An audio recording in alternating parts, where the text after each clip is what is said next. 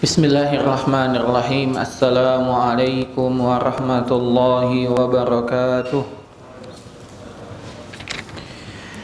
Innal hamdalillah nahmaduhu wa nasta'inuhu wa nastaghfiruh wa na'udzu billahi min syururi anfusina wa min sayyiati a'malina. May yahdihillahu fala mudilla lahu wa may yudlil fala hadiyalah. Asyhadu an la ilaha illallah wahdahu la syarika lah wa asyhadu anna Muhammadan abduhu wa rasuluh.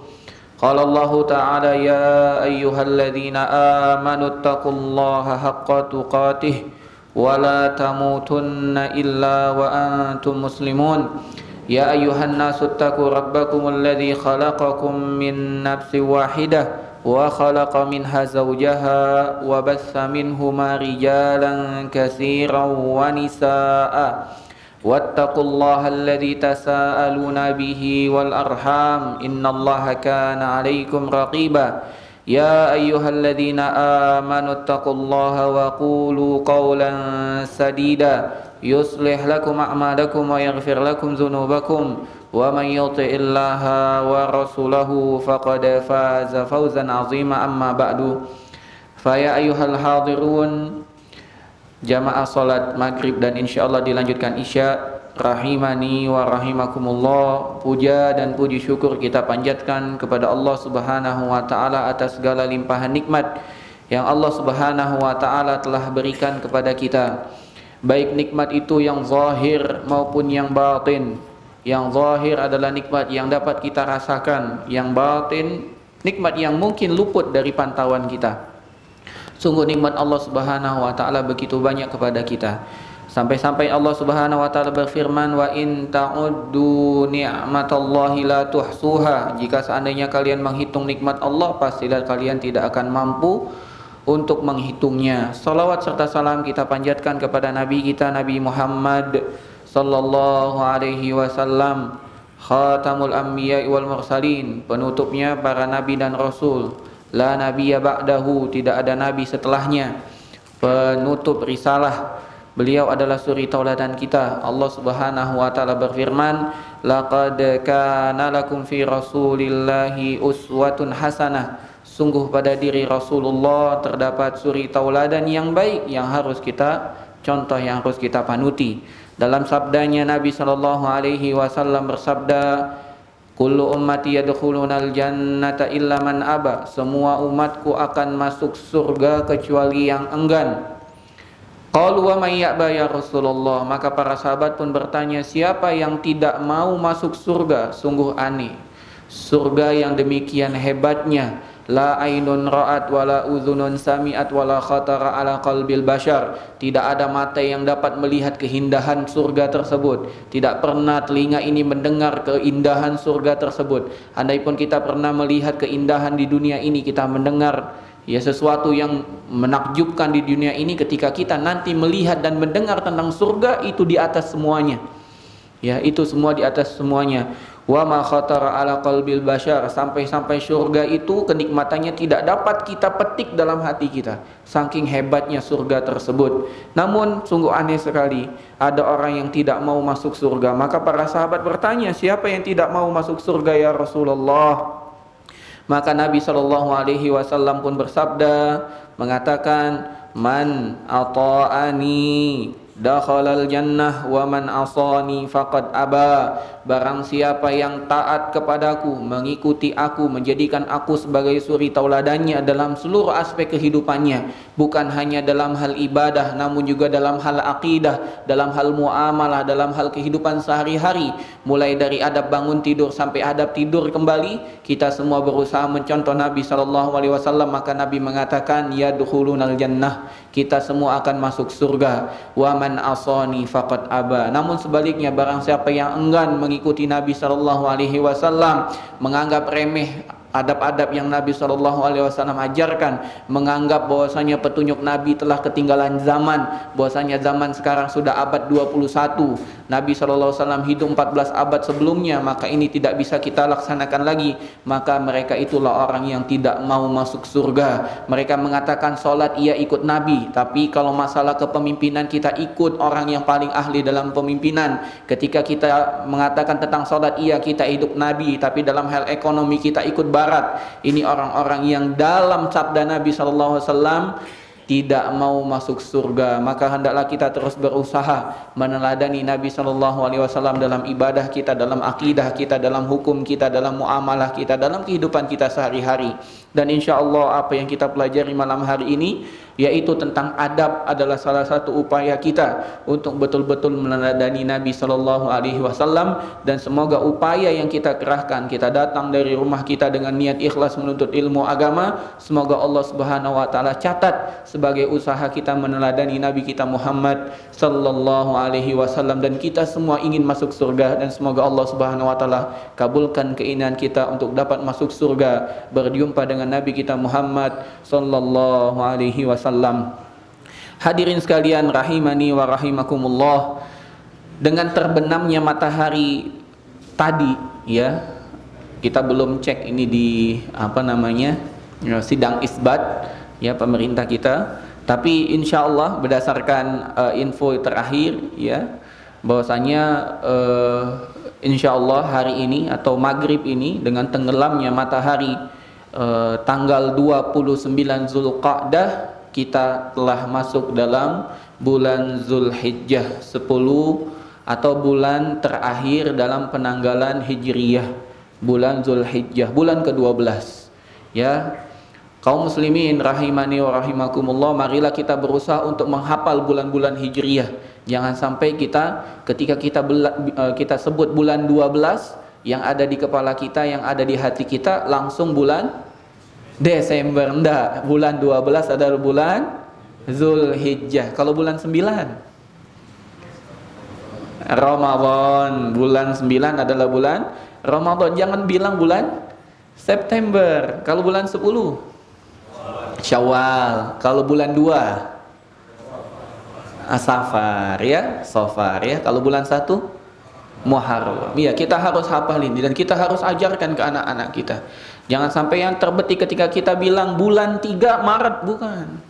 Bulan ketiga adalah bulan Rabiul Awwal, ya. Kita berusaha mulai dari kita sendiri, dan semoga semua yang ada di masjid ini menghafal tersebut, mengajarkan kepada keluarganya, keluarganya mengajarkan kepada kenalannya, kenalannya mengajarkan kepada kenalannya, sehingga semua kaum muslimin ketika dikatakan bulan ke-12 langsung connect bulan Zulhijjah, bukan bulan Desember.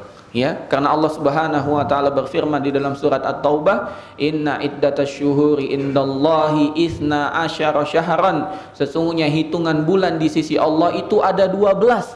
Yang dimaksud dengan 12 bulan bukan Januari sampai Desember, tapi Muharram sampai Zulhijjah. Maka hendaklah kita menghitung. Lantas kenapa kalau masuknya tanggal 1 bulan Zulhijjah? Sebelum kita masuk dalam kajian kita, penting untuk disampaikan karena bulan Zulhijjah adalah salah satu dari 4 bulan haram.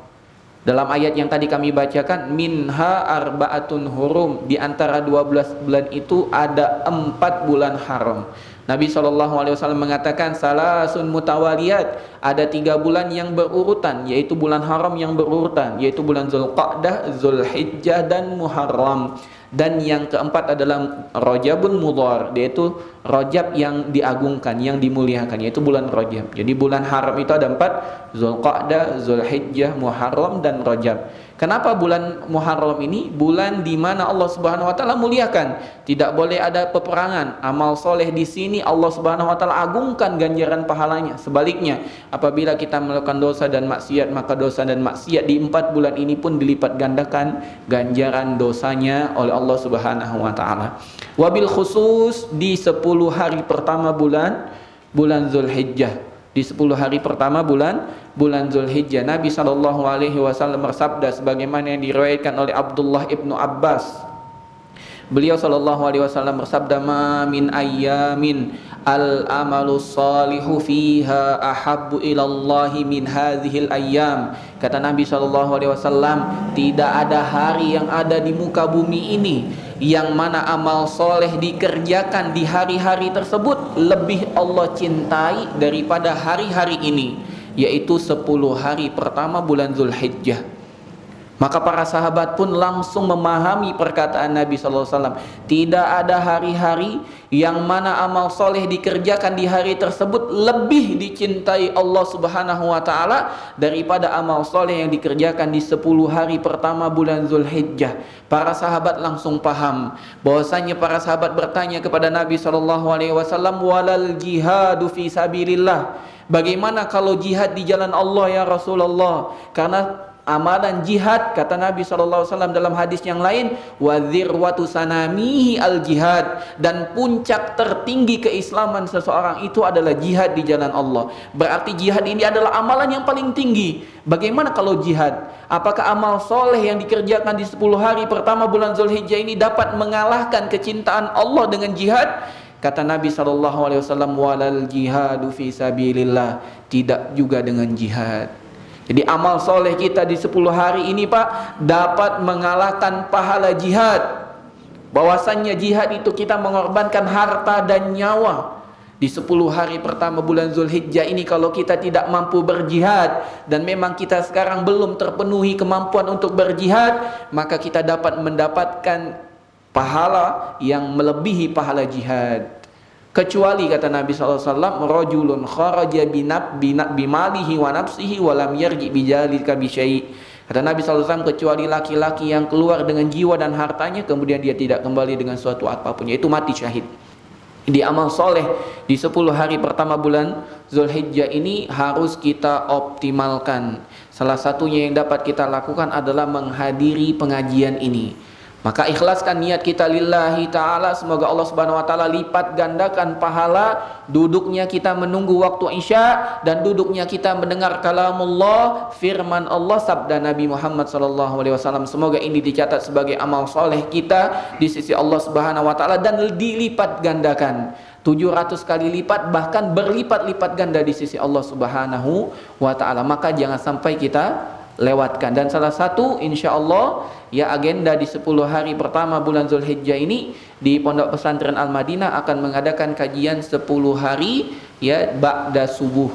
Ya ba'da subuh kita akan membahas kajian ya 10 hari insya Allah full, atau 9 hari karena hari ke-10-nya adalah Idul Adha. 9 hari kita akan bahas kajian ba'da subuh.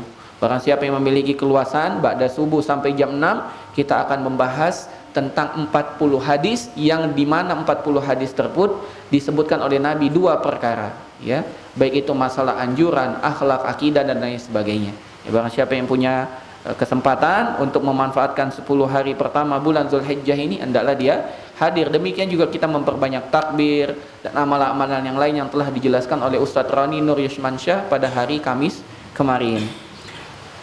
Maka kita kembali lagi pada kajian kita dalam kitab Minhajul Muslim yang disusun oleh Syekh Abu Bakar Jabir Al-Jazairi. Ya. Hujan Pak, Allahumma sayyiban nafi'an. Ya Allah, berikanlah, turunkanlah hujan yang bermanfaat. Yang mana pada pembahasan kita Minhajul Muslim kita telah sampai pada bab yang ke-6 ya, bab yang ke-6 yaitu adab kepada makhluk, adab kepada makhluk. Dan kita telah bahas bahwasanya di adab pada makhluk ini ada adab kepada kedua orang tua, kemudian adab kepada anak, kemudian adab kepada saudara, abad, dan terakhir kita bahas tentang adab kepada suami istri. Dan insya Allah pada hari ini kita akan lanjutkan adab kepada karib kerabat. Adab kepada karib kerabat. Jamaah sekalian rahimani wa rahimakumullah, Syekh di sini mengatakan ya, seorang muslim hendaklah menjaga adab kepada karib kerabatnya, dan kepada semua orang yang memiliki hubungan rahim kepadanya. Jadi karib kerabat adalah orang yang memiliki hubungan rahim. entah itu sepupu, entah itu anaknya paman, sepupu juga, entah itu adiknya sepupu, anaknya sepupu, cucunya dan lain sebagainya. Dan dahulu ya Nabi SAW menganjurkan orang untuk ya mengenal nasabnya sendiri. Di zaman Nabi SAW dikenal nasabnya itu, Fulan bin Fulan, Fulan bin Fulan. Ya. Zaman sekarang ya kita menganggap remeh hal tersebut, padahal itu adalah hal yang penting. Ya. Dan dari zaman dulu yang kami tahu dari kakek dan nenek kami itu sering disebut bahwasanya orang itu suka disebut dengan bapaknya Fulan. Misalnya bapaknya anaknya namanya Ahmad, maka orang tersebut disebut bapaknya Ahmad, gitu kan. Orang yang sudah kenal kajian tinggal diganti bapak jadi bahasa Arab, jadinya Abu, ya Abu Ahmad. Itu termasuk hal-hal yang kita ya menjaga nasab itu sendiri. Atau anak seseorang, anaknya Ahmad, ya anaknya Muhammad, itu juga termasuk kita mengenal ya karib kerabat kita, ya. Dan kita dianjurkan untuk mengenalkan anak-anak kita kepada paman-pamannya, keluarga-keluarganya, baik dari silsilah ibunya ataupun silsilah bapaknya, agar dapat menerapkan adab satu ini, yaitu adab kepada kerabat. Jangan sampai anak itu hanya tahu bapak dan ibunya, bahkan jarang sekali mengenal kakek dan neneknya kecuali nama. Ya, walaupun bapak, kakek dan ibunya, kakek dan neneknya masih hidup. Ini sangat disayangkan. Sebagian kaum muslimin ya menganggap remeh hal tersebut sehingga dia tidak berhubungan dengan kakek dan neneknya, tidak mengunjungi rumah orang tuanya, sehingga anaknya tidak mengunjungi juga kakek dan neneknya. Bahkan lebih parah lagi, walaupun tidak mengunjungi, tidak juga menelpon. Padahal zaman kita sekarang alat komunikasi demikian dipermudah oleh Allah Subhanahu wa taala. Bisa melihat wajah walaupun kakek neneknya ada di seberang lautan, Pak. Bisa lihat wajah? Bisa. Karena telah difasilitasi dengan teknologi 3G, 4G, 5G ya.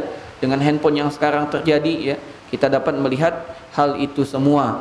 Nah, Syekh mengatakan hendaklah setiap muslim menjaga hubungan karib kerabat ini, menjaga hubungan silaturahim ini, dan menjaga adab-adabnya sebagaimana ia beradab kepada kedua orang tuanya, kepada anak-anaknya, dan kepada saudara-saudaranya. Jadi adab kita kepada karib kerabat kita sama pentingnya sebagaimana kita beradab kepada orang tua kita. Kenapa? Kenapa beradab kepada karib kerabat kita ya itu sama pentingnya dengan beradab dengan orang tua kita, saudara-saudara kita. Ya. Kenapa? Karena sejatinya karib kerabat kita itu berasal dari satu rahim, Pak. Ya.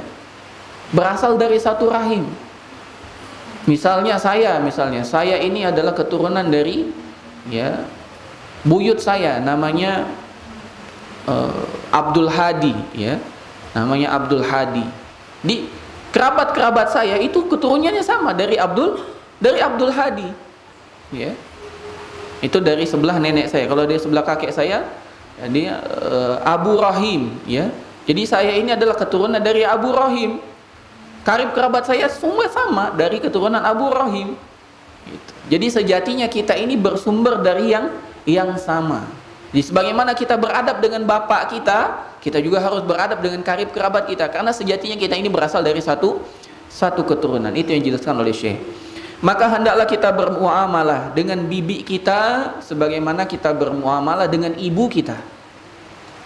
Dan hendaklah kita bermuamalah, bergaul dengan paman kita, hendaklah kita memperlakukannya sebagaimana kita bermuamalah, bergaul dengan bapak kita.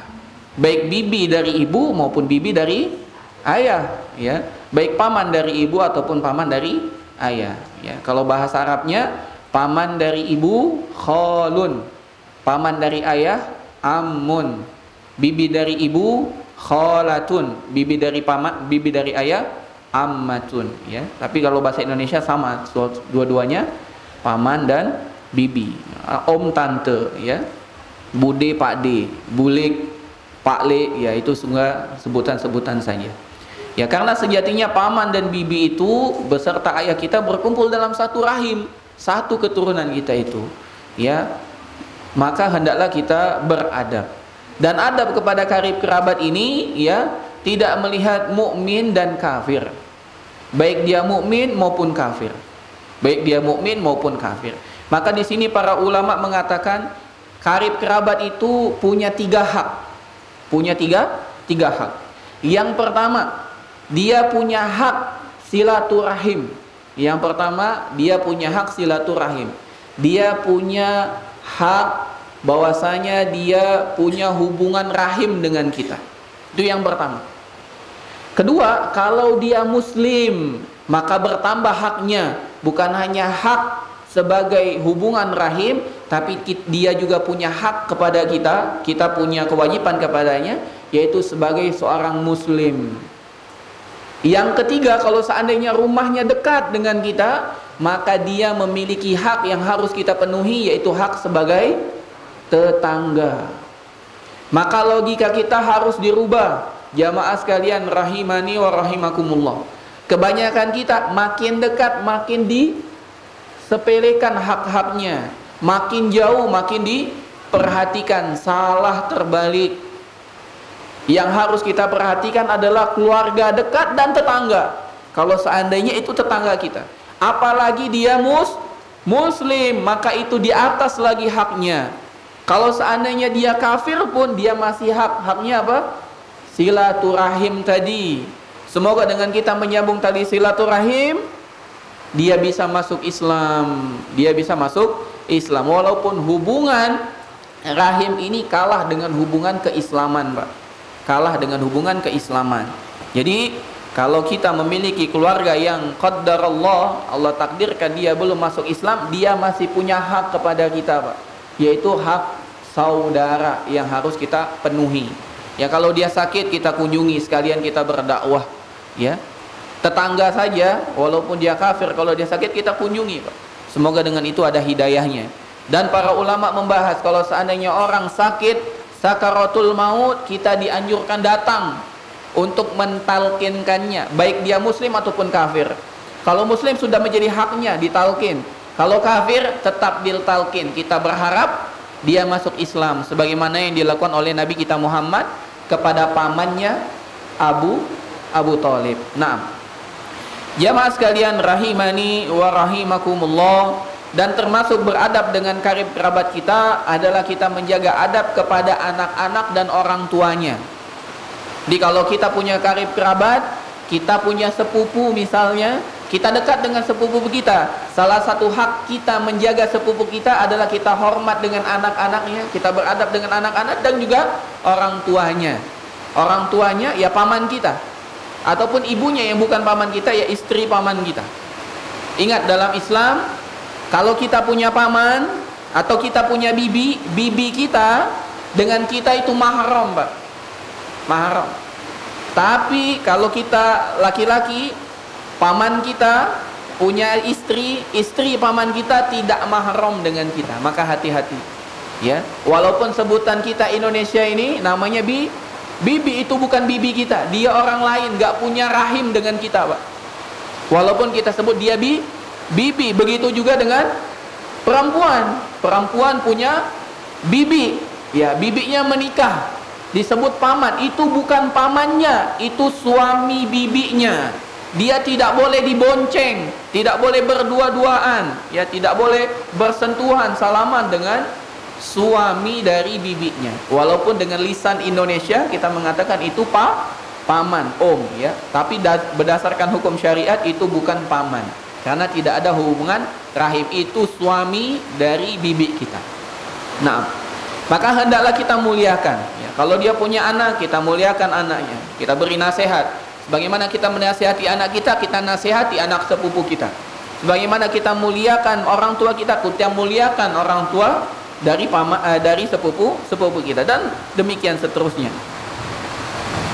Kemudian jamaah sekalian rahimani wa rahimakumullah, hendaklah kita memuliakan yang lebih tua dari karib kerabat kita dan menyayangi yang lebih muda. Nabi SAW bersabda, laisa minna man lam yukrim kabirana wa lam yarham saghirana. Bukan dari kami adalah orang yang tidak menghargai, tidak menghormati orang tua di antara kami dan tidak menyayangi orang yang lebih muda daripada kami. Ya, ini mulai kita latih, Pak. Kita mulai latih. Kita hidup di zaman semuanya kita ini tidak punya kepedulian kita rendah. Bahkan kalau kita melihat ada musibah, yang pertama kita lakukan, kita foto untuk jadi konten. Nauzubillahi min dzalik. Harusnya ketika kita melihat musibah, kita bantu. Kita bantu, ya.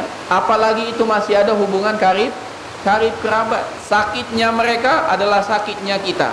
Nabi SAW mengatakan bahwasanya muslim satu dengan muslim yang lain itu bagaikan satu tubuh. Kalau satu anggota tubuhnya sakit, seluruh tubuhnya merasakan sakit, ya, panas dan meriang. Apalagi itu karib kerabat kita. Kalau seandainya karib kerabat kita sakit, hendaklah kita jenguk. Kalau seandainya dia tertimpa musibah, maka hendaklah kita bertakziah, menghibur dan meringankan beban musibah hal tersebut, ya. Dan kita terus untuk menyambung tali silaturahim, walaupun karib kerabat itu berusaha untuk memutus tali silaturahim. Walaupun kita datang tidak ditolak, misalnya, kita terus berusaha untuk datang, ya. Kita baikin, kita lemah lembut, dia tetap kasar, kita berusaha untuk terus lemah lembut. Karena Nabi SAW bersabda, laisal wasilu bil mukafi walakinnal wasil man qata'a rahimaka wasalaha. Kata Nabi SAW, bukanlah disebut orang yang menyambung tali silaturahim adalah orang yang membalas kebaikan, namun yang dimaksud dengan menyambung tali silaturahim adalah orang yang memutus tali silaturahim, kemudian dia berusaha untuk menyambungnya walaupun orang tersebut menolaknya. Itu yang disebut dengan menyambung, ya. Maka hendaklah kita bersabar. Kalau kita sambung tali silaturahim, kita kunjungi keluarga kita, rekan kita, sepupu kita, om kita, tante kita, ya, bahkan keponakan kita. Namun sayangnya keponakan kita, sepupu kita tidak balik mengunjungi, Pak. Jangan putus asa, jangan mutung, ya. Jangan mutung, jangan putus asa. Terus kunjungi. Karena itu upaya kita. Dan kebaikan akan kembali kepada kita. Kata Nabi SAW, maukah aku beritahu, barang siapa yang ingin dipanjangkan umurnya dan diluaskan rezekinya, hendaklah dia sambung tali silaturahim. Kita berusaha, Pak, walaupun kita ditolak tidak jadi masalah, karena kita harapkan pahala dari Allah Subhanahu wa ta'ala. Demikian juga apabila kita berbuat baik, kita ngomongnya lemah lembut, kita beri hadiah, kita beri santunan, namun balasannya tidak sebaik yang kita harapkan. Ingat, kebaikan yang kita harapkan bukan kebaikan manusia. Kebaikan yang kita harapkan adalah kebaikan dari Allah Subhanahu wa ta'ala. Silakan baca kembali surat Al-Insan. Allah Subhanahu wa ta'ala telah berfirman, la nuridu minkum jazaan wala syukura. Sejatinya apa yang telah kami lakukan dari memberikan makan orang-orang miskin, itu sama sekali bukan mengharap balasan ataupun ucapan terima kasih. Andai kita berbuat baik tidak ada yang mengucapkan terima kasih, kita harus legowo, karena kita tidak mengharapkan pahala dari manusia, kita mengharapkan pahala dari Rabbul Izzati wal Jalalah, Allah Subhanahu wa ta'ala. Demikian juga apabila dia berbuat kasar kepada kita, hendaklah kita bersabar, manfaatkan momen tersebut. Kata Nabi SAW, wattaqu da'watal mazlum, hati-hatilah dengan doa orang yang terzalimi, fa innahu laisa bainahu wa bainallahi hijab, karena sejatinya tidak ada batasan antara dirinya dengan Allah. Begitu dia berdoa, Allah kabulkan. Apabila saudara kita, karib kerabat kita berikan kebaikan malah menzalimi kita, maka manfaatkan kesempatan itu untuk berdoa kebaikan. Semoga dengan doa kita dia diberikan kebaikan oleh Allah Subhanahu wa ta'ala, dapat menerima kebaikan kita dan membalas kebaikan tersebut dengan lebih baik lagi. Jamaah sekalian rahimani wa rahimakumullah, semua usaha yang tadi kita kerahkan, walaupun kita dizolimi, walaupun kita dikasari, walaupun kita tidak dibalas kebaikannya, kenapa kita terus harus mengupayakannya? Karena sejatinya perintah untuk menyambung tali silaturahim bukan dari manusia. Perintah untuk menyambung tali silaturahim adalah dari Allah Subhanahu wa ta'ala dan dari Rasulnya Muhammad sallallahu alaihi wasallam. Maka mari kita lihat firman Allah Subhanahu wa ta'ala di dalam surat An-Nisa ayat pertama. Allah Subhanahu wa ta'ala berfirman, wattaqullaha alladzi tasaaluna bihi wal arham. Maka bertakwalah kepada Allah dengan mempergunakan nama-namanya yang mana kamu meminta satu sama lain, dan jagalah hubungan tali silaturahim. Yang memerintahkan kita untuk menjaga tali silaturahim adalah Allah Subhanahu wa taala. Demikian juga Allah Subhanahu wa taala berfirman di dalam surat Al-Ahzab ayat ke-6, wa ulul arhami ba'duhum aula bi ba'din fi kitabillah, dan orang-orang yang mempunyai hubungan darah satu sama lain lebih berhak di dalam kitab Allah Subhanahu wa taala. Karib kerabat memiliki hak yang lebih tinggi daripada orang lain, maka wajib kita jaga. Allah yang perintahkan. Demikian juga Allah Subhanahu wa taala ingatkan, jangan sampai kita memutus tali silaturahim. Allah Subhanahu wa taala berfirman di dalam surat Muhammad ayat 22, fahal asaitum in tawallaitum an tufsidu fil ardi wa tuqatti'u arhamakum, maka apakah kiranya jika kamu berkuasa, kamu akan membuat kerusakan di muka bumi dan memutus hubungan kekeluargaan? Allah ingatkan, apabila kita memiliki kekuasaan, kita memiliki harta benda yang melimpah, apakah dengan harta berlimpah dan jabatan tersebut kita malah memutus hubungan tali silaturahim? Allah celah, tidak boleh Pak. Fakta di antara kita lihat di masyarakat kita, makin tinggi derajatnya, kedudukannya, makin banyak hartanya, makin menjauh dari karib kerabat. Maka bertakwalah kepada Allah Subhanahu wa taala. Harusnya dia gunakan keluasan harta tersebut untuk berbuat baik kepada karib kerabatnya. Karena orang yang punya harta lebih memiliki kesempatan daripada orang yang tidak memiliki harta. Orang yang tidak punya harta tidak bisa bersedekah Pak, kecuali dengan lisannya, takbir, tahmid, tasbih, wa tahlil, itu sedekahnya. Tapi orang yang punya harta, dia bisa menginfakkan hartanya. Di mana keluarga yang miskin dia berikan, di mana sanak kerabatnya yang butuh pertolongan dia bantu, di mana karib kerabatnya yang butuh sekolah dia sambung sekolahnya. Siapa yang mau masuk pondok dia masukkan pondok, mana yang mau bangun masjid dia bangun masjid. Maka ini kesempatan bagi orang yang punya harta. Bukan dibalik, makin kaya, makin punya jabatan, makin menjauh. Awalnya sebelum dia kaya, mudah bertemu dengan dia. Setelah punya jabatan, dia malah menghindar. Bukan tidak punya waktu, namun tidak memberikan waktu untuk bertemu dengan karib kerabatnya. Hendaklah bertakwa kepada Allah Subhanahu wa taala. Demikian juga Allah Subhanahu wa taala berfirman di dalam surat Ar-Rum ayat 38, fa'ati dzal qurba haqqahu wal miskina wa ibnas sabil dzalika khairul lil ladzina yuriduna wajhallah wa ulaika humul muflihun.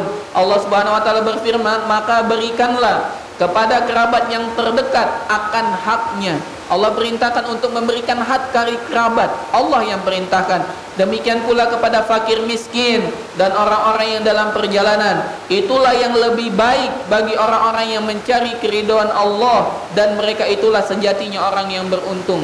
Ketika kita memberikan hak-hak karib kerabat kita, sejatinya kita sedang mencari keridhaan Allah, dan Allah janjikan kita menjadi orang yang beruntung. Dan keberuntungan mana lagi yang kita cari kalau bukan keberuntungan yang Allah janjikan untuk kita.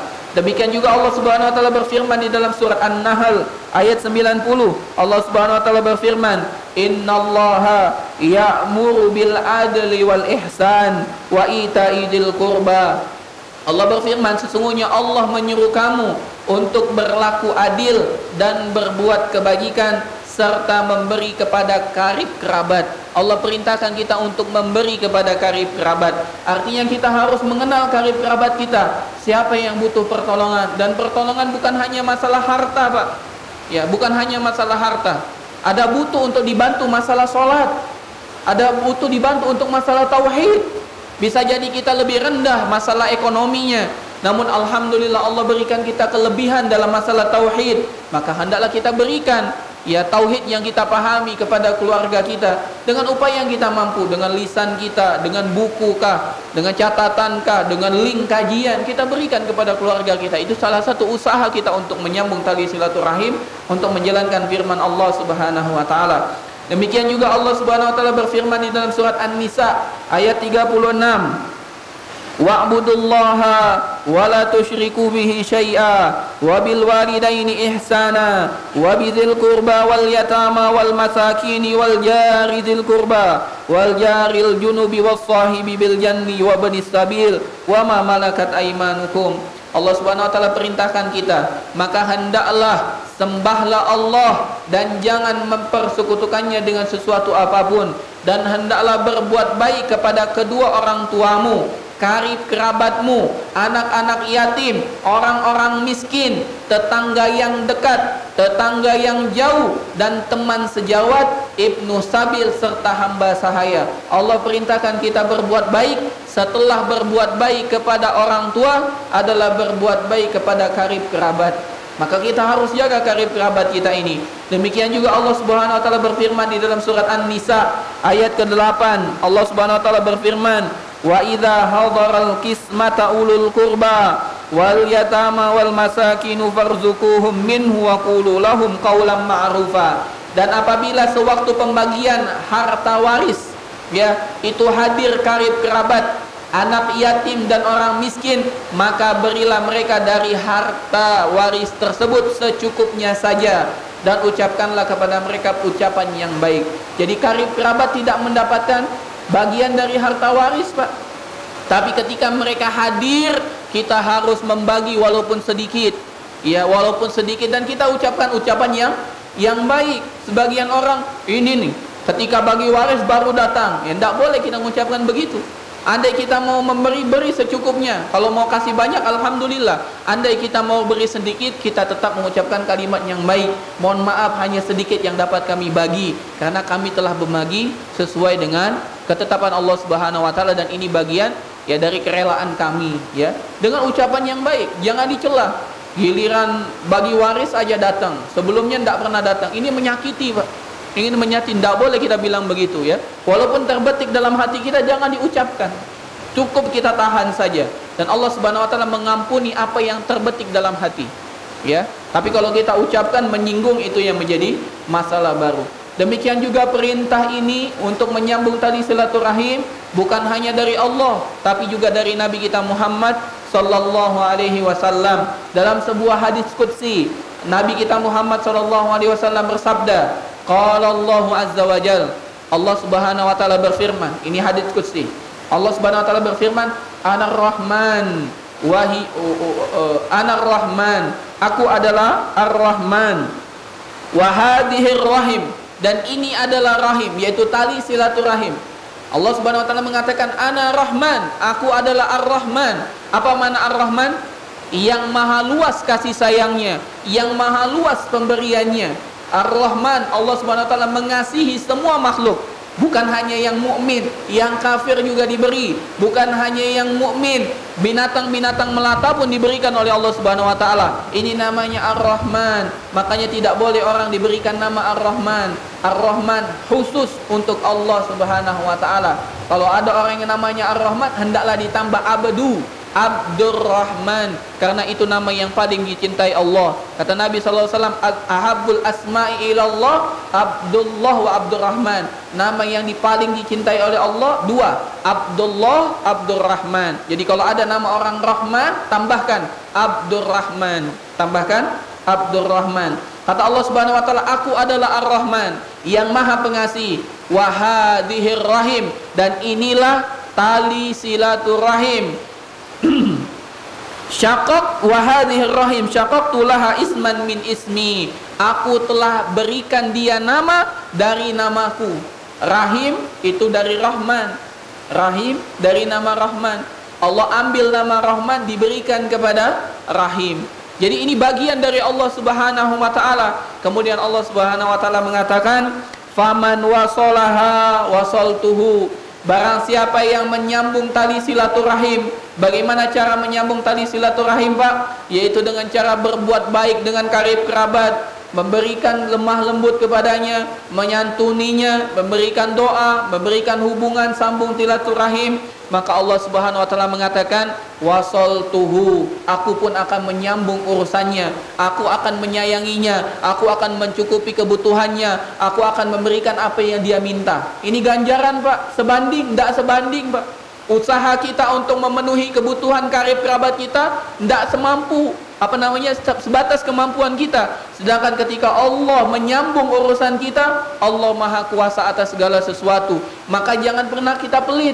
Apapun yang kita upayakan itu sedikit dibandingkan balasan dari Allah Subhanahu wa taala yang maha kuasa, lagi maha pemilik langit dan bumi ini.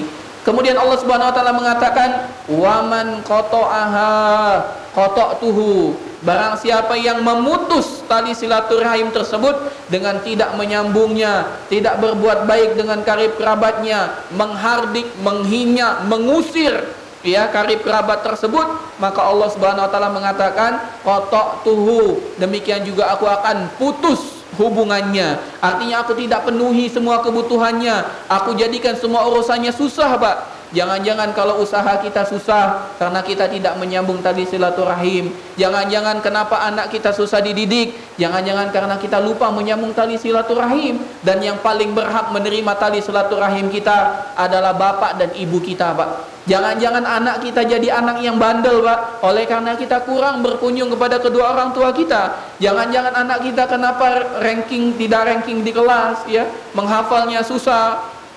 Dan kesulitan-kesulitannya yang dialami mungkin karena dosa kita kepada kedua orang tua kita, Pak. Maka kembalilah kepada kedua orang tua kita, sambung tali silaturahim tersebut. Allah janjikan Allah akan menyambung tali silaturahim tersebut kepada kita. Allah penuhi semua kebutuhan kita.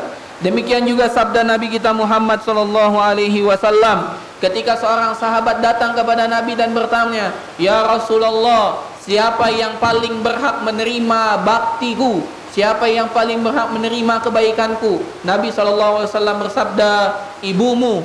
Kemudian siapa lagi ya Rasulullah? "Ibumu." Kemudian siapa lagi ya Rasulullah? "Ibumu." Lantas sahabat bertanya lagi untuk keempat kali. Kemudian siapa lagi ya Rasulullah? "Bapakmu." Kemudian siapa lagi ya Rasulullah? Kemudian karib kerabat yang paling dekat dengan dirimu. Nabi SAW tidak melupakan karib kerabat. Nabi mengatakan, sambunglah atau berikanlah kebaikan baktimu kepada karib kerabat yang paling dekat denganmu. Maka kita harus lihat karib kerabat kita, Pak, ya, agar kita dapat memenuhi ya tuntunan dari Nabi kita Muhammad sallallahu alaihi wasallam ini. Demikian juga Nabi sallallahu alaihi wasallam pernah ditanya oleh salah seorang sahabat, "Ya Rasulullah, berikan aku satu amalan yang dapat menjauhkan aku dari api neraka dan dapat memasukkan aku ke dalam surga." Maka Nabi SAW pun bersabda, "Ta'budullaha wa la tusyriku bihi syai'a." Beribadalah hanya kepada Allah dan jangan pernah berbuat syirik dengan sesuatu apapun. Ini yang pertama kuncinya, Pak. Ibadah kepada Allah, jangan syirik.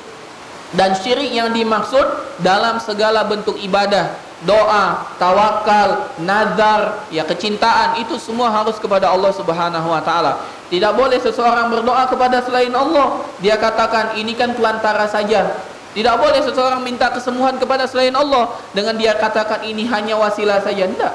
Ya, kita hanya bisa dan hanya diizinkan mengambil wasilah sesuai dengan tuntunan Nabi SAW, sesuai dengan yang diizinkan Allah. Tidak pernah Nabi SAW mengatakan wasilah untuk berdoa yaitu kuburan. Tidak pernah, Pak. Wasilah untuk mendapatkan rezeki yang banyak dengan jimat, tidak ada, Pak. Ya. Sebagian kaum muslimin mengatakan, kenapa pakai jimat? Ini kan ikhtiar. Kami kan tetap sholat. Apakah engkau mengatakan kami musyrik padahal kami sholat? Iya, Anda musyrik.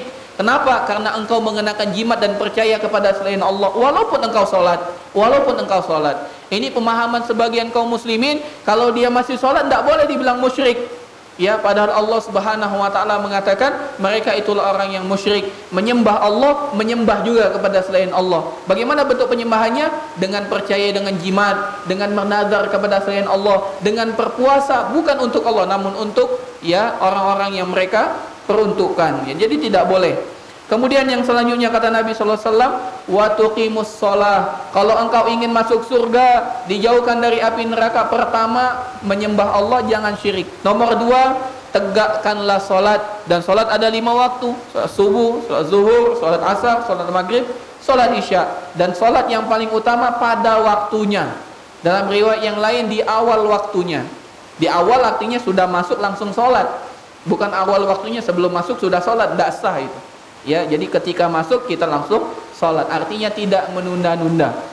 Ya, adapun ketika memang dijadwalkan ya imamnya datang sekian, itu tidak termasuk mengundur waktu sholat. Apalagi sholat isya, karena Nabi SAW pernah mengundur sampai sepertiga awal malam.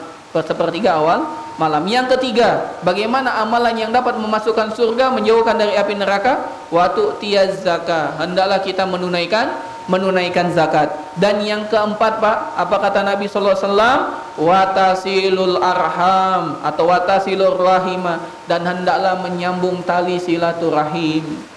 Hendaklah menyambung tali silaturahim, dan menyambung tali silaturahim adalah jalan untuk kita masuk surga, dijauhkan dari api neraka.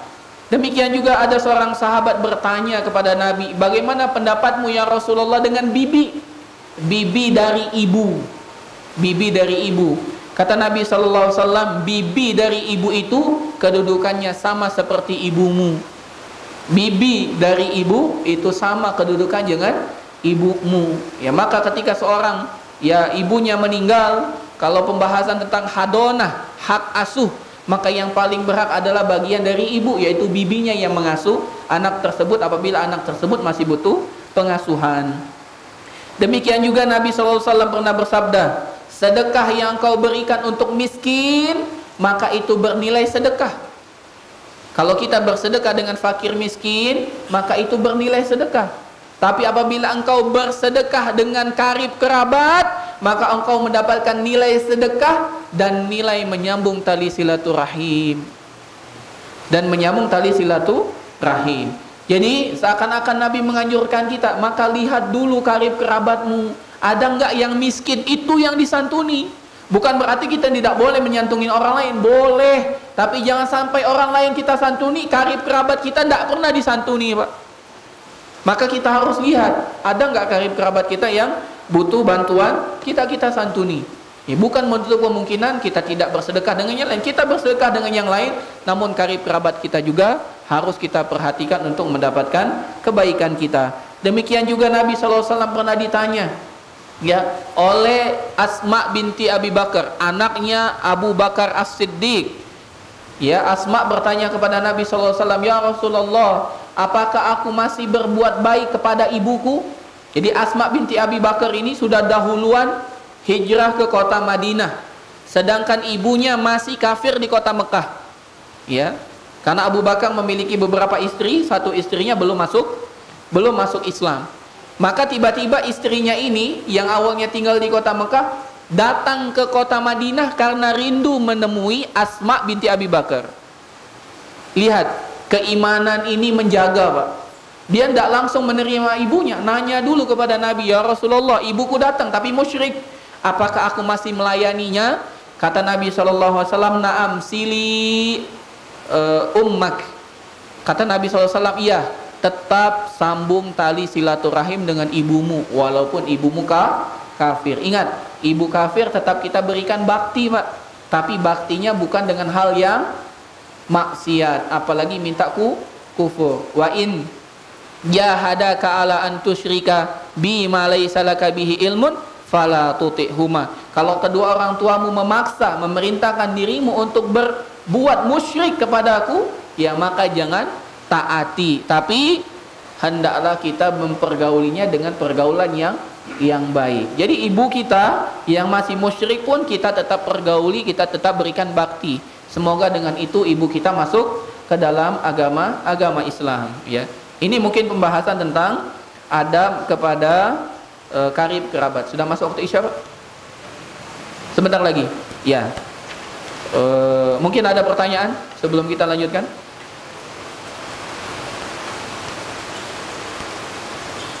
Berapa menit lagi, Pak? 3 menit lagi. Oh, sebentar lagi. Itulah pembahasan dengan karib kerabat, ya. Jadi yang memerintahkan kita untuk menyambung tali silaturahim kepada karib kerabat ini bukan manusia, bukan dai, bukan ustadz, bukan syekh, bukan. Ya, yang memerintahkan adalah Allah Subhanahu wa taala dan Nabi Muhammad SAW. Ya. Bahkan Nabi SAW memberikan janji-janji bahwasanya orang yang memberikan atau menyambung tali silaturahim akan mendapatkan surga Allah, dijauhkan dari api neraka, diluaskan rezekinya. Ya, maka hendaklah kita termotivasi untuk itu. Bagi yang memutus tali silaturahim, hendaklah bertaubat, segera berhenti. Ya, jangan jaga gengsi, Pak. Oh, gengsi lah kita pernah dipermalukan, tidak, lupakan itu semua. Lupakan itu semua. Karena yang kita kejar adalah ridho Allah, bukan ridho manusia. Bahkan Imam Asy-Syafi'i mengatakan, barang siapa yang ingin mencari ridho semua manusia, ya itu adalah ghayatun la tudrak, ya sesuatu angan-angan yang tidak mungkin tercapai. Tidak mungkin tercapai. Kita ingin semua orang cinta dengan kita, tidak mungkin, Pak. Tidak mungkin. Karena Allah telah menciptakan di dunia ini semua berpasang-pasangan. Ada yang baik, ada yang buruk. Orang baik cinta kebaikan, orang buruk tidak mungkin cinta kebaikan, Pak. Ya. Ada orang yang berjihad untuk mendukung jalan Allah, tapi ada juga orang yang berjihad untuk menghalangi jalan Allah. Liyasuddu an sabilillah, menghalangi orang-orang dari jalan Allah, dan itu terbukti. Ya. Jadi ada orang yang berinfak untuk menyambung tali silaturahim, tapi ada di sisi lain adalah orang yang berinfak, bahasanya bukan berinfak, mengeluarkan hartanya untuk memutus tali silaturahim tersebut. Ya, semoga Allah Subhanahu wa taala bimbing kita jangan sampai kita termasuk orang yang memutus tali silaturahim, dan semoga Allah bimbing kita untuk terus berjuang untuk menyambung tali silaturahim tersebut. Wallahu a'lam bishawab. Sebelum kita lanjutkan mungkin azan Isya dahulu. Tafadhol. Sallallahu ala nabiyina Muhammad wa ala alihi wa sahbihi ajmain. Bismillahirrahmanirrahim. Alhamdulillahi rabbil alamin. Assalatu wassalamu ala nabiyyina Muhammad wa ala alihi wa sahbihi ajmain. Kita lanjutkan sedikit kajian kita. Alhamdulillah kita telah selesai dari membahas adab kepada karib kerabat, dan insyaallah kita lanjutkan pada adab yang selanjutnya, adab kepada tetangga. Adab kepada tetangga. Jamaah sekalian yang semoga dimuliakan oleh Allah Subhanahu wa taala, seorang muslim mengakui bahwasanya tetangga adalah keluarga dekatnya setelah keluarga rahimnya, ya. Dan ini kita akui dalam kehidupan kita, ya. Saat kita berada jauh dari keluarga kita, yang paling cepat untuk membantu kita siapa? Tetangga kita. Ya. Maka tetangga ini memiliki hak-hak yang harus kita jaga dan adab-adab yang harus kita penuhi, ya. Dan ini satu sama lain harus melengkapi. Jadi bukan hanya kita yang harus memenuhi, tetangga kita juga harus memenuhi, ya. Semoga dengan kita memenuhi terlebih dahulu, tetangga kita juga jadi terbetik, ya, agar memenuhi juga hak-haknya, ya. Tetangga makin dekat, makin kita butuh dengan dia, namun sebaliknya makin banyak tahu aib-aib kita. Maka kita juga harus pandai untuk menjaga diri kita. Sebaik apapun kita menjaga, pasti ada aib yang mereka ya rasakan, ya, karena kita adalah manusia yang penuh dengan kesalahan. Makanya Nabi SAW pernah diberikan wasiat oleh Jibril alaihi salatu wassalam. Kata Nabi SAW, mazala Jibrilu yusini bil jar hatta dhanantu annahu sayuwarrisuhu. Kata Nabi SAW, senantiasa Jibril ya memberikan wasiat kepadaku. Ketika Jibril turun bertemu dengan Nabi, diberikan wasiat untuk menjaga hak tetangga. Ketemu lagi dengan Nabi, Jibril mengatakan jaga hak tetangga. Ketemu lagi, jaga hak tetangga. Sampai-sampai Nabi SAW mempunyai prasangka, jangan-jangan tetangga ini dapat bagian waris, gitu ya. Karena memang ya diberikan terus, ya diingatkan terus oleh Jibril bahwasanya tetangga ini harus betul-betul dijaga haknya. Demikian juga Nabi SAW bersabda, "Man kana yu'minu billahi wal yaumil akhir falyukrim ila jarih." Barang siapa yang beriman kepada Allah dan hari akhir, hendaklah dia berbuat baik, memuliakan tetangganya. Allah Subhanahu wa taala juga berfirman sebagaimana yang tadi kita baca di dalam surat An-Nisa, "Wa bil walidaini ihsana wa bizil qurba wal yatama wal masakini wal jari dzil qurba wal jaril junubi." Ya, dan hendaklah berbuat baik kepada kedua orang tua, kepada karib kerabat, kepada anak yatim, kepada orang-orang miskin, kepada tetangga dekat maupun tetangga jauh. Kita diberikan perintah oleh Allah untuk berbuat baik kepada tetangga, ya. Maka ada beberapa hal yang harus kita perhatikan sebagai adab kepada tetangga. Ada 4, Pak. Yang pertama, ya, adab yang pertama yang harus kita jaga adalah tidak mengganggu tetangga baik dengan ucapan ataupun perbuatan. Tidak mengganggu tetangga baik dengan ucapan maupun perbuatan. Kata Nabi SAW, barang siapa yang beriman dengan Allah dan hari akhir, maka jangan ia ganggu tetangganya. Kalau tadi hendaklah dia muliakan, riwayat yang ini jangan ganggu tetangganya. Bahkan dalam sabdanya yang lain, Nabi SAW dengan tegas mengatakan, wallahi la yu'min, demi Allah tidak beriman. Nabi ulangi, wallahi la yu'min, demi Allah tidak beriman. Maka para sahabat bertanya, Nabi yang paling penyayang dengan umatnya tiba-tiba mengatakan demi Allah tidak beriman. Maka para sahabat terkaget-kaget. Dan ini salah satu cara Nabi SAW menyampaikan nasihat agar para sahabat tertarik untuk memahami hal tersebut. Maka para sahabat mengatakan, man huwa ya Rasulullah, siapakah orang yang enggak beriman itu sampai engkau bersumpah demi Allah tidak beriman? Kata Nabi SAW, alladzi la ya'manu jaruhu bawa'iqahu, yaitu orang yang tetangganya tidak merasa aman dari gangguannya. Adalah orang yang tidak merasa aman dari dia, Pak. Ya, yang tetangganya tidak merasa aman dari gangguannya. Gangguannya ini maksud lisan maupun perbuatan. Ya, maka hendaklah kita betul-betul menjaga. Demikian juga hadis Nabi SAW tentang seorang wanita, Pak, yang rajin sholat, rajin puasa. Apa ini maksud rajin, Pak? Sholat 5 waktu, rajin niat? Enggak, Pak, itu enggak dimaksud rajin. Yang dimaksud rajin adalah sholat wajib dan menambah sholat sunnah, itu namanya rajin. Kalau hanya yang wajib-wajib saja, yaitu memang sudah kewajiban. Yang disebut rajin, dia tambah dengan yang sunnah. Ada seorang wanita rajin sholat, rajin puasa. Apa maksud rajin puasa? Oh, sholat apa puasa Ramadan. Itu tidak rajin, Pak, kewajiban. Apa ini maksud rajin puasa? Puasa sunnah. Jadi ada seorang wanita rajin sholat, rajin puasa. Ditanya kepada Nabi SAW, kata Nabi, dia di neraka. Loh, kenapa? Karena dia tidak menjaga lisannya untuk mengganggu tetangganya. Jadi walaupun banyak sholat, banyak puasa, tapi lisannya mengganggu tetangga, Pak, bisa masuk neraka. Sebaliknya, ada seorang wanita tidak rajin-rajin sholat, tidak rajin-rajin banget puasanya. Apa yang maksud tidak rajin? Tidak sholat? Bukan. Dia sholat wajib, namun sholat sunnahnya sedikit. Apa ini maksud tidak rajin-rajin banget puasa? Bukan dia tidak puasa Ramadan. Dia puasa Ramadan namun puasa sunnahnya sedikit. Namun selalu menjaga lisannya, Pak. Menjaga tetangganya merasa aman. Apa kata Nabi SAW? Hiya fil jannah, dia di surga.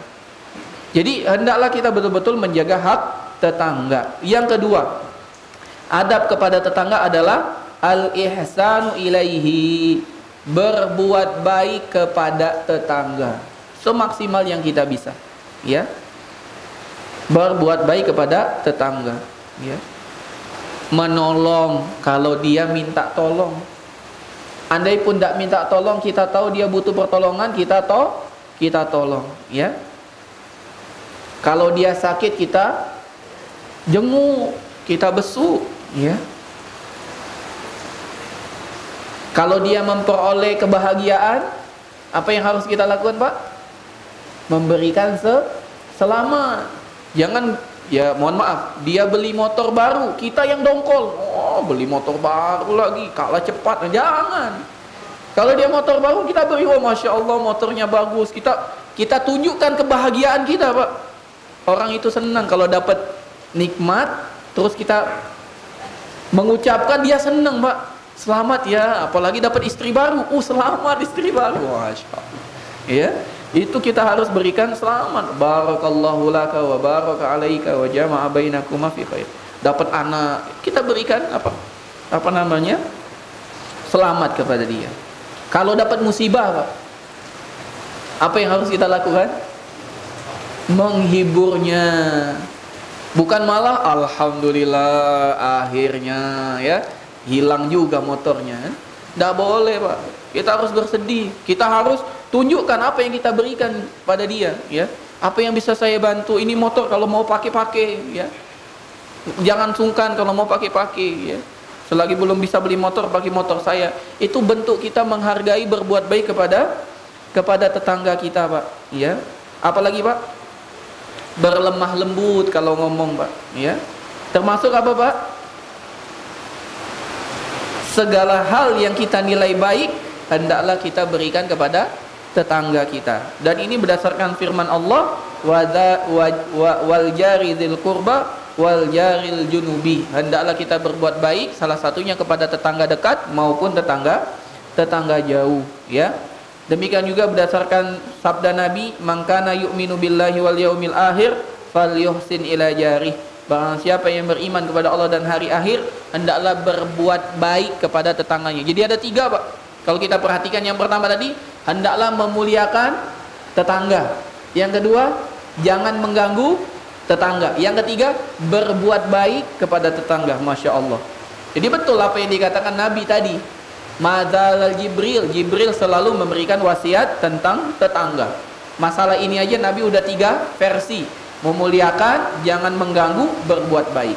Yang ketiga, Pak, apa yang harus kita lakukan kepada tetangga adalah hendaklah kita memuliakan tetangga, Pak. Ya, dengan memberikan kebaikan kepadanya, ya. Is'adil ma'rufi wal khairi ilahi, membuat dia senang, ya.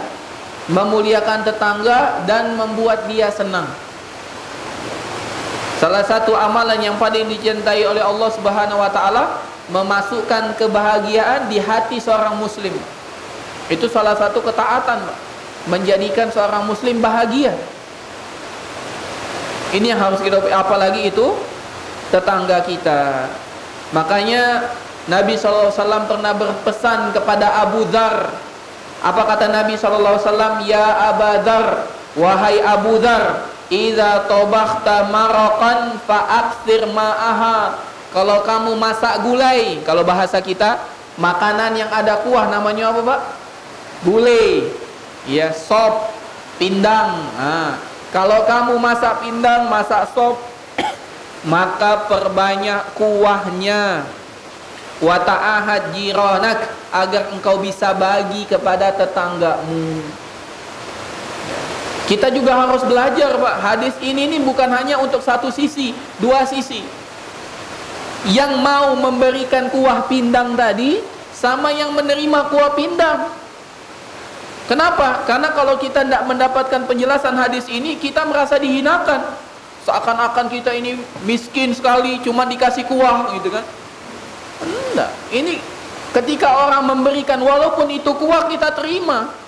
Misal dikasih sop, dicari-cari mana dagingnya, daging. Ya kita muliakan, minimal itu ada sayurnya, ada wortel, ada yang lain.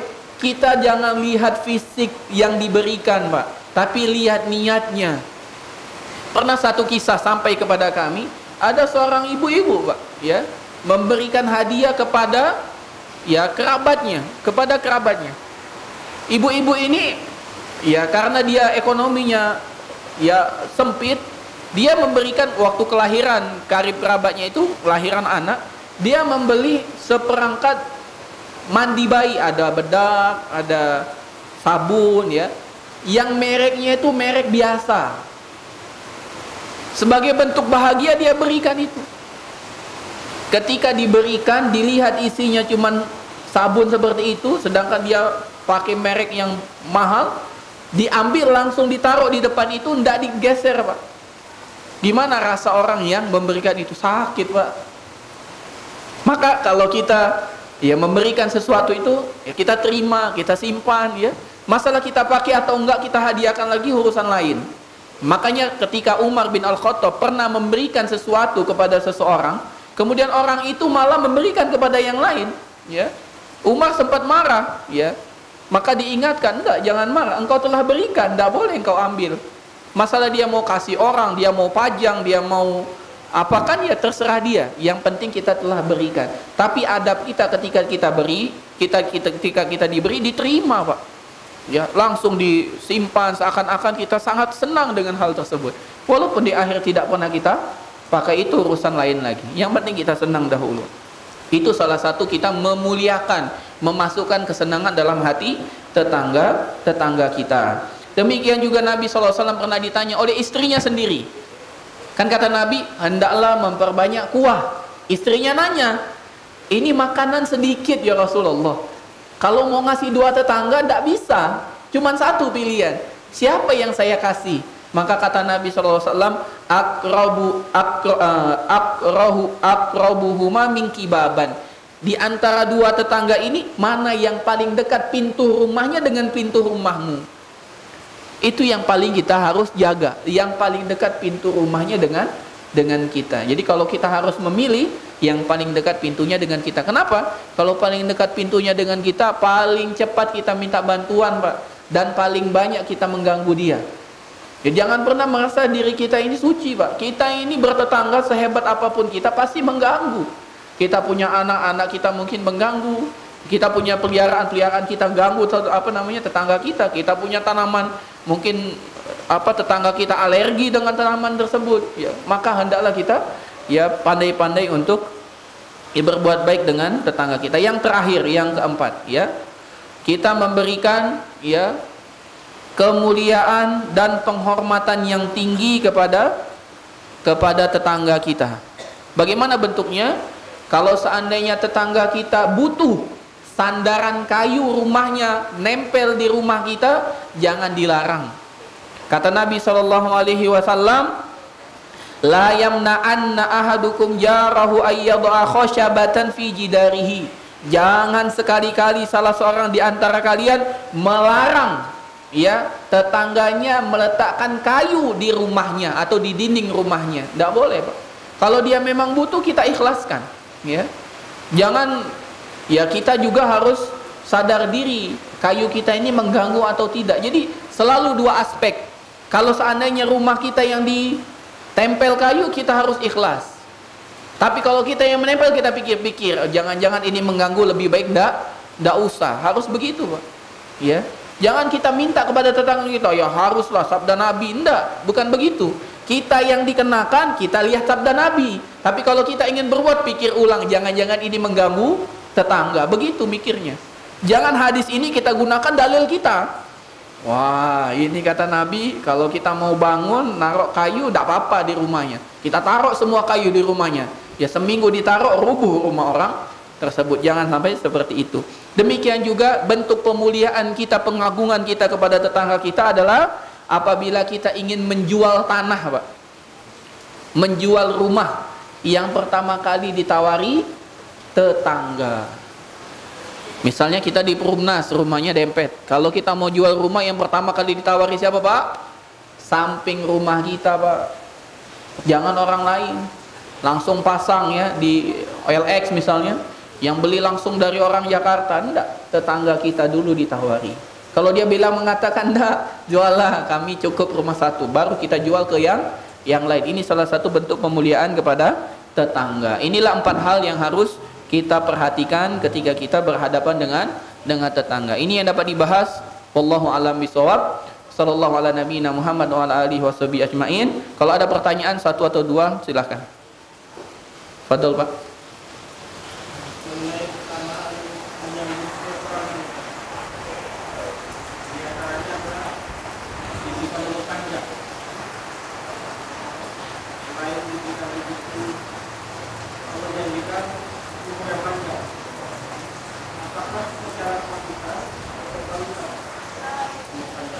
Iya, baik, barakallahu fiik.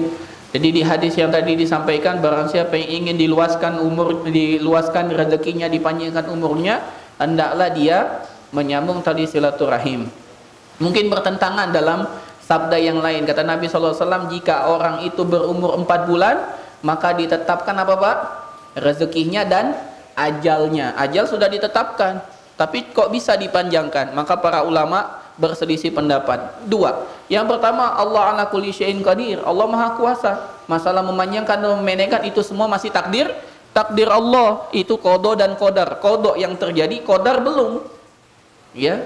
Jadi qadarnya Allah ya sesuai dengan ketentuan Allah. Kalau terjadi itu baru qada. Ya. Kemudian yang kedua, para ulama mengatakan itu maksudnya bukan panjang umurnya 60 jadi 70, 60 jadi 80, enggak, tapi 60-nya berkualitas dibandingkan yang lain. 60-nya berkualitas. Inilah yang disebut dengan keberkahan. Ada satu orang memiliki satu hari, tapi satu hari di antara orang itu berbeda. Satu hari diisi dengan tidur, bermanfaat, tidak bermanfaat kecuali tidur saja. Tapi ada satu orang, dia isi dengan ketaatan kepada Allah, dia bisa jualan, dia bisa nyari rezeki, dia bisa ngidupin anak istrinya, dia bisa ikut kajian, dia bisa berbakti kepada kedua orang tua. Maka umur inilah yang dimaksud dengan dipanjangkan. Harinya sama, tapi bagi dia bermanfaat. 24 jam dia, tapi seakan-akan 1 minggu untuk dia. Karena banyak hal yang bisa dia lakukan. Dan ini terbukti oleh para ulama. Imam An-Nawawi rahimahullahu ta'ala umurnya 40 tahun, Pak. Umurnya 40 tahun. Menulis kitab yang apabila kita baca 40 tahun belum tentu kita tamatkan, Pak. Imam An-Nawawi umurnya meninggal usia 40 tahun. 40 tahun kita baca kitabnya belum tentu kita hatamkan. Ini membuktikan bahwasanya para ulama memiliki keberkahan umur, dan ini salah satu penafsiran tentang dipanjangkan umurnya, yaitu keberkahan umurnya. Wallahu a'lam bishawab. Ada lagi? Kalau tidak ada, kita cukupkan. Ana ingatkan kembali, kita masih di 10 hari bulan Zulhijjah.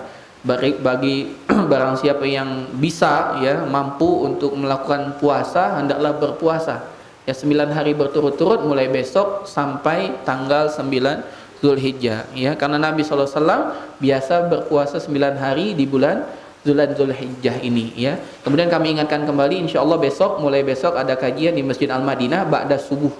Insyaallah ada kajian di Masjid Al-Madinah ba'da subuh. Demikian yang dapat disampaikan, kami tutup, yang kita tutup dengan doa kafaratul majlis. Subhanakallahumma wa bihamdika asyhadu an la ilaha illa anta astaghfiruka wa atubu ilaik. Wassalamualaikum warahmatullahi wabarakatuh.